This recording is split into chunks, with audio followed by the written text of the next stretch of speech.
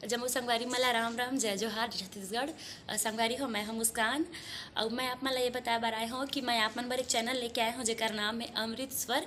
आप मला ज़्यादा कुछ नहीं करना है, आप मन जाओ चैनल ला लाइक करो, सब्सक्राइब करो और घंटी के बटन ला जरूर दबा दे हो। राम राम जय जोहार जय छत्तीसगढ़। सब जन से एक बार जोरदार ताली हो जाए। सब जन से निवेदन, अपन दोनों हाथ ला उठा करके काकर काकर कर दुधी हाथ। निवेदन समस्त संत समाज से दिखाओ काकर काकर कर दुधी हाथ।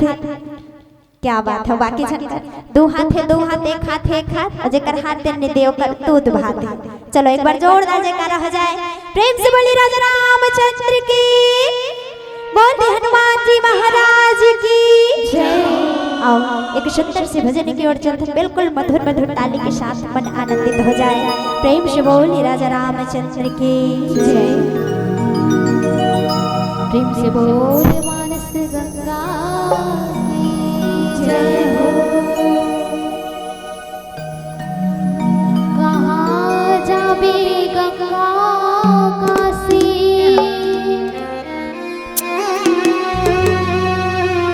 कहाँ जाबे चारों धाम। रामचरित मानस हावे बहती गंगा की